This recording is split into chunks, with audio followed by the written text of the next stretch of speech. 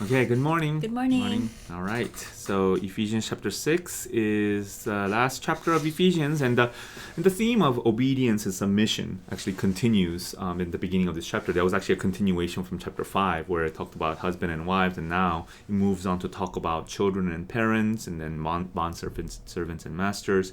So here it's like children, obey your parents. So there's children and parents.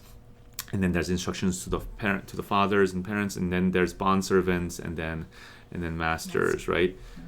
So submit, again, obey and submit. That whole idea of submission and obedience, starting from the husband and wives things, those are bad words in today's society, because we automatically think that if you have to submit, then that means you are somehow of a lower being or lower status or lower value.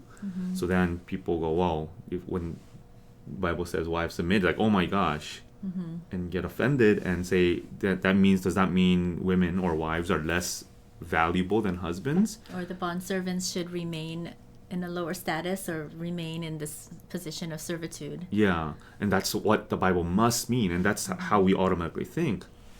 But I mean, just a little thought here. Actually, it's just kind of interesting that something that I read in commentary a long time ago, that the biblical doctrine, in this case, the really strange and weird biblical doctrine of Trinity, actually speaks into this. That it's very consistent that Jesus the Son consistently submits and obeys the Father. There's a very clear relationship of submission and obedience. So, but does that mean Jesus is less than the Father? Right? Does that mean Jesus is somehow less valuable or lower being than the Father? No, obviously not. Right? So it talks about how, like, even the biblical understanding of the Trinity actually gives, or like, how about this? Nature of God Himself tells us that our understanding of submission being submission meaning lesser status is actually not true. That is actually our worldly value system that we're reading into it. Twisting of relationships. Yeah, or maybe just that we're basically projecting our thoughts, our worldly thoughts of hierarchy, of submission, into this text. Yeah. Right. So I think we need to realize that. It was. It struck me the different ways that the bond servants are addressed. Actually, they're addressed more than even the masters, because they're saying obey with fear and trembling, with sincere heart, as you would Christ, and then as bond servants of Christ, doing the will of God from the heart, rendering service with a good will as to the Lord and not to man, and then knowing that they will receive back from the Lord. And so I think that highlighted to me the fact that the bondservant, instead of being in this lower position, I mean, they are in a worldly sense in a lower position, but calling the bondservant to this kind of actually care for their master and as something that they're doing unto the Lord actually elevates their status as one who can give and serve and care even for their master, and that God is mindful of that. Shows me that they're sort of in a elevated position, because someone who's giving or generous towards someone else, they are like in a way that higher position of giving. And so anytime I'm called to serve, this shows me that if I do it with sincerity, like before God, then I'm not like being placed lower, or like a servant is lower, but actually I'm elevated as a human being, one who can give love to someone else. Yeah. And then the famous passage that about the whole armor of God. Why should we put on the whole armor of God? That you may be able to stand against the schemes of the devil. That's why there's actually a scheme of the devil, which is to break unity. Actually, if you think about it, remember the application in Ephesians is to live a manner worthy of the calling. It's all about oneness and striving to maintain the unity of the church and the relationship between husband and wife, and different relationships within the church and in your life. Like those relational unity is what's at the heart of all these applications. So devil's scheme, though, is to break that, right?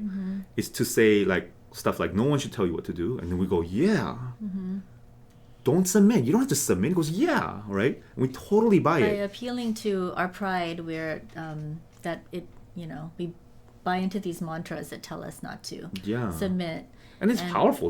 Those mantras Yeah, are really it powerful. really right?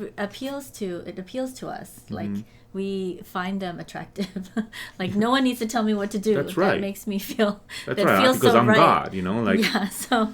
And then the result is that we forget this Mm-hmm. beautiful picture that is painted here of mutual and loving submission to one another, and we say, no, I will not submit. Mm-hmm.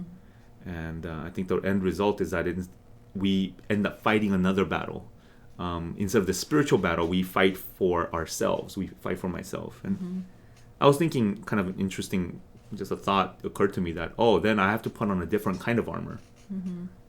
Breastplate of, not righteousness, breastplate of pride, belt of lies and manipulation, sword of blaming and sharp words, manipulating, biting words, so that ultimately I can come out as top, as the winner, and that's the devil's scheme. And those schemes and lies are so consistent and persistent and pervasive towards us. So the passage repeats twice to put on the whole armor of God. Yeah. And God There's another verse provides for that.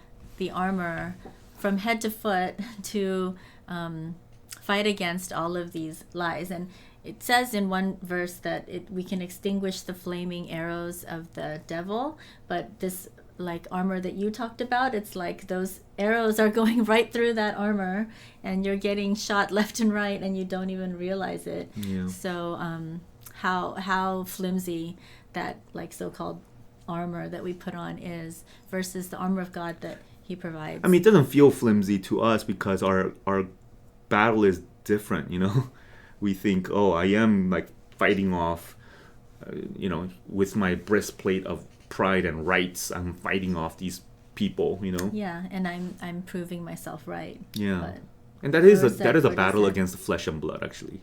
Yeah, that's another verse, right? In this, that kind of battle is battle against other people. So and that's why it says praying at all times in the Spirit with all prayer and supplication. I think that is an application here. Like, how do we battle this?